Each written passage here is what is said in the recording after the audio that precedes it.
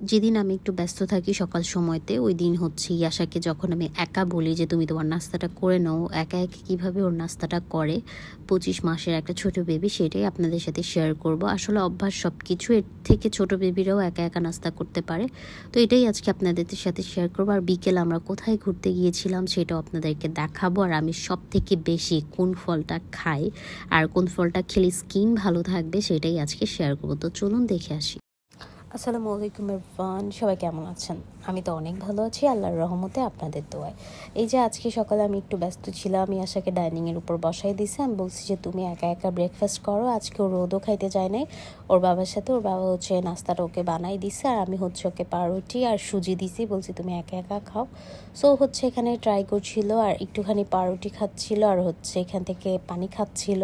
So ওই মাঝে মাঝেই আমি যখন ব্যস্ত থাকি ওকে হচ্ছে এরকম রুটি অথবা পরোটা ভেজে দিই, ডিম ভেজে দিই, যেগুলো হচ্ছে শক্ত টাইপের খাবার ওগুলো দিই। ও মাশাল্লাহ একা একাই হাত দিয়ে খেতে পারে।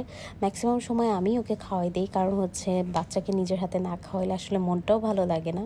তারপর হচ্ছে এখানে আমার এক কাজিন এসেছে, আপু হচ্ছে আমি আপুকে কাটতে দিতে চাইনি, বাট আপু মানে কাটতে চাচ্ছিল যে আমি কেটে দিই। সামহাও যেটা হয়েছে কাটতে যে আপুর হাতই কেটে গেছে। যাই হোক, এখানে হচ্ছে আমি মুরগির মাংস রান্না করব আর হচ্ছে করলা ভাজি করব। তারপর হচ্ছে আপু পেঁয়াজগুলো জাস্ট কেটে দিয়েছে, তারপর আমি করলাটা কেটে নিয়েছিলাম যেহেতু হাত কেটে গিয়েছিল। আর আপু অনেক দিন পর আমার বাসায় এসেছে, লাস্ট এসেছিল ইয়াসের বার্থডেতে, আর আজকে এসেছে, যদিও আপু খুবই কাছেই থাকে। যাই হোক, এখানে হচ্ছে আমি রান্নাবাড়া করতেছিলাম। এখানে আমি করলা ভাজি আর মুরগির মাংস অলরেডি আমি কষাচ্ছিলাম। আর আমার হচ্ছে মুরগির মাংস অনেক বেশি পছন্দ। আর এখানে ইয়াসার খাবারটা রান্না করে রাখছে, আর এখানে অনেকগুলো পেঁয়াজও বেঁচে গিয়েছিল। আর আমি হচ্ছে এই ফলটা অনেক বেশি খাই, ড্রাগন ফল, কারণ হচ্ছে ড্রাগন ফল স্কিনের জন্য অনেক ভালো, বিকজ অফ এটা একটা পানি জাতীয় ফল। যাই হোক, এত জ্ঞান না দিয়ে আসলে সবাই হয়তো বা জানে। যাই হোক, এখানে হচ্ছে আমরা দুপুর পর রেডি হচ্ছিলাম, একটু বাইরে যাব। এই তো আমার বাসার কাছেই, 10 তলার কাছেই যাব। এখানে হচ্ছে আমরা এই তো রেডি হয়ে গেছি। আর ইয়াশা তো অনেক বেশি এক্সাইটেড হয়ে ভ্যানের কাছেই চলে যাচ্ছিল, আর এখন সে একা একাই হাঁটাহাঁটি করতে পারে, তার আর কারো হেল্প লাগে না। রাস্তায় বের হলে হচ্ছে সে হচ্ছে এই মহল্লার ক্যাডার হয়ে যায়। যাই হোক, ইদানিং আমার বাসার সামনে এত পরিষ্কার থাকতো, আর ইদানিং দেখছি কি ময়লা চলা পড়ে আছে। আর সামনে কিন্তু স্পেশাল অনেক সুন্দর সুন্দর ব্লগ আসতেছে। আপনারা রেডি তো এত সুন্দর সুন্দর ব্লগ দেখার জন্য? আমি তো অনেক বেশি এক্সাইটেড। যাই হোক, এখানে হচ্ছে আমরা যাচ্ছিলাম আমার বাসার কাছেই, 10 তলার কাছে খাওয়া দাওয়া করব। আর কেউ না, আমি আর আমার কাজিনই গিয়েছিলাম, কারণ হচ্ছে অনেক বেশি মনে চাচ্ছিল বাইরে যাই। আর আমি সেই আমার ফ্রেন্ডের বার্থডে খেয়ে আসার পর আর কোথাও বের হই নাই।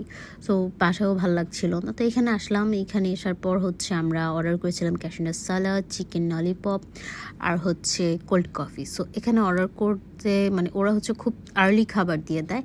তারপর আমরা বসে বসে গল্প করছিলাম, আর ওখানে হচ্ছে খাবার বানাচ্ছিল, এটা মানে আমাদের কোল্ড কফিটা বানাচ্ছিল, এটা আমি দেখছিলাম। তো ভাবলাম তোমাদের জন্য একটা ভিডিও করি। আর এই তো ওদের মেনু। আজকে চাইছিলাম ইয়াশাকে নিয়ে কিডস জোনে যাব, বাট সময় হয় নাই, এই জন্য আর যাই নাই, কারণ আমাদের বের হতেই অলরেডি তখন প্রায় 8টা বাজে। যাই হোক, মানে ইচ্ছা ছিল না বাইরে যাব, বাট ভাবলাম যে যাই। আর আজকে ব্লগটা অত বড় আমি করিনি, কারণ আজকে কেন জানি ব্লগও করতে ইচ্ছে করতেছিল না, থাকে না কিছুদিন একটু অলস অলস টাইপের। কালকে কিন্তু আপনাদের জন্য অনেক সুন্দর একটা ব্লগ আসতেছে। যাই হোক, এখন বলবো না। সো এখন হচ্ছে আমি কফি খাচ্ছিলাম, আর কফিটা বেশি একটা মজা ছিল না, এর থেকে আমি বাসে কফি বানাই ওইটাই ভালো, বাট খাওয়ার যোগ্য ছিল। মাঝে মাঝে তো কিছু রেস্টুরেন্টের কফি একদমই মজা থাকে না। আর এখানে আমি কি ভিডিও করছি আমি জানি না, যাই হোক, কি এটা ভিডিও করছি হুদাই ক্লাস। আচ্ছা যাই হোক, এখানে হচ্ছে আমি খাইতেছিলাম, খাইতে নিয়ে যেটা হয়েছে, ইয়াসা আমার ফোনের উপর পানি ফেলে দিছিল, আর ভিডিওই করা হয়নি। তারপর ক্যাশনাট সালাডটা আসছে, ট্রাস্ট মি ক্যাশনাট সালাডটা অনেক অনেক অনেক মজা ছিল। ক্যাশনাট সালাডটা আমার কাছে অনেক বেশি ভালো লেগেছে। কার কার হচ্ছে ক্যাশনাট সালাদ পছন্দ অবশ্যই কমেন্ট করে জানাবা। আর ওদের প্রাইসও কম ছিল, অনলি 400 টাকা ছিল মেবি ক্যাশনাট সালাডটা। আমার কাছে তো অনেক বেশি ভালো লাগছে। আর আমরা দুইজন যেই পরিমাণে দিয়েছিল প্রায় হচ্ছে 4 জন খেতে পারবে, যেহেতু আমরা 2 জন ছিলাম। আমাদের সালাদ খেয়েই হচ্ছে পেট ভরে গেছে। চিকেন ললিপপটা আমরা আর খেতে পারিনি, দেন আমি বাসে পার্সেল করে নিয়ে আসছিলাম, কারণ খাওয়া যায়নি আসলে এতগুলো সালাদ খাওয়ার পর। আর তারপর কোল্ড কফি খাওয়ার পর পসিবল হয় না। তো আমি এখানে আপুকে দেইনি, আপুই আমাকে দিচ্ছে, আমি এখানে ইয়াশাকে মেবি দিচ্ছিলাম। আর এখানে আমরা অনেক গল্প করতেছিলাম, যেহেতু অনেক দিন পর মিট হয়েছে, এটা সেটা নিয়ে। আসলে মেয়েরা বন্ধুরা একসাথে হলে যাই হয়, বাসার কথা। আর এখানে বলতেছিল যে সালাডটা আসলেই মজা। তারপর হচ্ছে আমি আপুকে বললাম ওকে ফাইন, সালাডটা যেহেতু মজা তুমি একটা রিভিউ দাও। আপু এখানে বলতেছিল যে সত্যিই সালাডটা মজা, এখন হচ্ছে হাত দিয়ে দেখাবে যে সালাডটা মজা। দেখেন আপনারা কি এক্সপ্রেশন দেয়, মনে হচ্ছে যে ফুড টেস্টার থাকে না ওরকম একটা, সে হচ্ছে ব্লগার। যাই হোক আমরা দুজনেই অনেক বেশি মজা করতেছিলাম যে সালাডটা অনেক অনেক মজা হয়েছে, আসলেই মজা ছিল। এই জন্য আমি একটু ভিডিও করছিলাম আর এখানে একটু স্লো মোশন করে দিয়েছি তাদের দুজনের খুনসুটি। আসলে ইয়াশা আপুকে পেলে অনেক বেশি হ্যাপি হয়, যেহেতু অনেকদিন পর পর পায়। আর এই যে এটা আমি 2 পিস খেয়েছিলাম, আপু মেবি 1 পিস খেয়েছিল। এটা লাস্টে পার্সেলি আনতে হয়েছে, কিছু করার ছিল না, কারণ খাবার ওয়েস্ট করা আমি বা আপু আমরা কেউই পছন্দ করি না। বিকজ অফ খাওয়ার জন্যই তো এত কষ্ট করা, আর খাবার কেনই বা নষ্ট করবো, এটা তো আমরাই খাইছি। এই জন্য আমি বলছি যে পার্সেল নিয়ে নিই, বাসায় যেয়ে খাবো। সো আপু নেই আমি নিয়ে আসছি। আর এই তো চিকেন ললিপপটা দেখতে বেশ মজা ছিল, বাট আমার আর আপুর হচ্ছে পছন্দ কি ফ্রাই কোনো কিছু পছন্দ না, আমাদের হচ্ছে বারবিকিউ টাইপ পছন্দ। বাট ওই রেস্টুরেন্টে বারবিকিউ কিছুই ছিল না আনফর্চুনেটলি। সো এখানে হচ্ছে বাসায় আসার পর যেটা হয়েছে, ইয়াশা আসার পরই ঘুমায় পড়ছে। আর এখন দেখবেন ইয়াশার রিয়েল ফেস। আপনারা যারা ভাবেন যে ইয়াশা খুব ভদ্র, তাদের জন্য আমার এখনকার ভিডিওটা।